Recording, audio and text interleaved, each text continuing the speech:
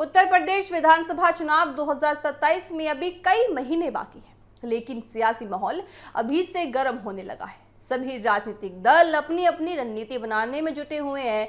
इसी बीच समाजवादी पार्टी ने भी चुनावी तैयारियां तेज कर लिया है। लोकसभा चुनाव में मिले अच्छे प्रदर्शन के बाद पार्टी अब विधानसभा चुनाव में सत्ता में वापसी का सपना देख रही है।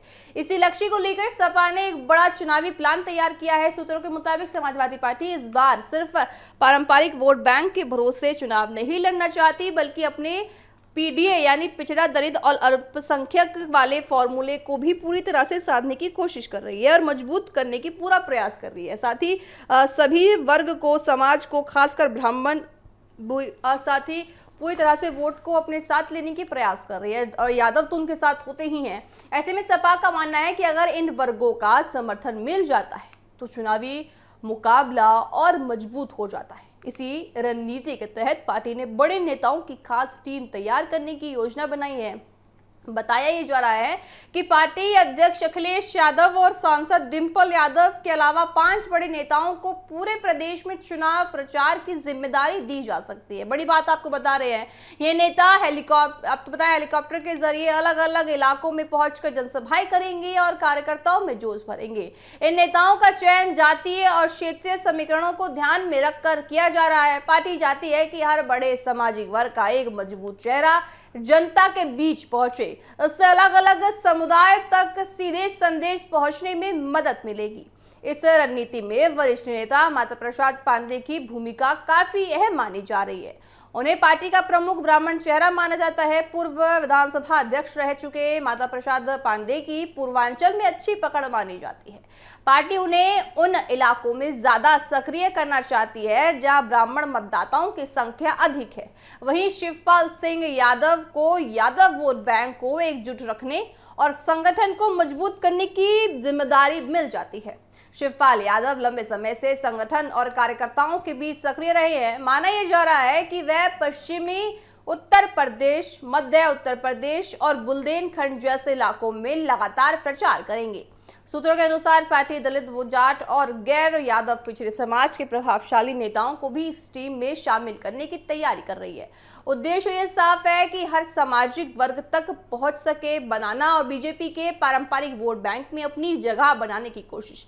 समाजवादी पार्टी की रणनीति सिर्फ बड़े नेताओं की रैलियों तक सीमित नहीं है। दर्शकों, पार्टी बूथ स्तर पर संगठन को मजबूत करने, कार्यकर्ताओं को सक्रिय करने और गांव-गांव तक पहुंच बनाने की पूरा प्रयास कर रही है। इसके लिए लगातार बैठकें हो रही हैं और संगठन को नए सिरे से तैयार करने की भी पूरा प्रयास हो रहा है। हालांकि ये भी ध्यान रखना जरूरी है कि अभी तक पार्टी ने अपने सभी स्टार प्रचारकों की आधिकारिक सूची जारी की है और नहीं की है। देखिए, कई नाम राजनीतिक चर्चाओं और सूत्रों के हवाले से सामने आ रहे हैं। अंतिम फैसला पार्टी नेतृत्व की ओर से चुनाव के घोषणा के करीब जब आएगा, जब देखिए चुनाव करीब आएंगे तब घोषणा होगी।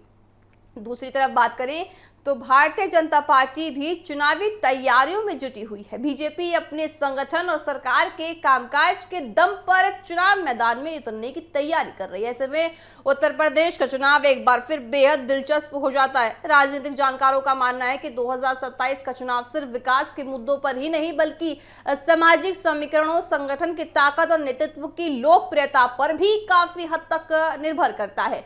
यही वजह है कि सभी दल अभी से अपनी वोट बैंक को मजबूत करने में लगे हुए हैं। समाजवादी पार्टी की रणनीति कितनी सफल होगी, इसका जवाब तो चुनाव परिणाम में ही साफ हो पाएगा दर्शकों। लेकिन इतना तय है कि पार्टी ने मिशन 2027 के लिए पूरी ताकत झोंक का पूरा प्रयास कर लिया है, इतनी ताकत झोंक दी। हेलीकॉप्टर से होने वाले प्रचार, जातीय संतुलन और बूथ स्तर की तैयारियों के जरिए सपा जनता तक अपना संदेश पहुंचाने की पूरी कोशिश कर रही है। अब नजर इस बात पर रहेगी कि आने वाले महीनों में समाजवादी पार्टी अपने इस चुनावी प्लान को किस तरह जमीन पर उतारती है और बीजेपी समेत बाकी राजनीतिक दल इसके जवाब में क्या रणनीति बनाते हैं और अपनाते हैं।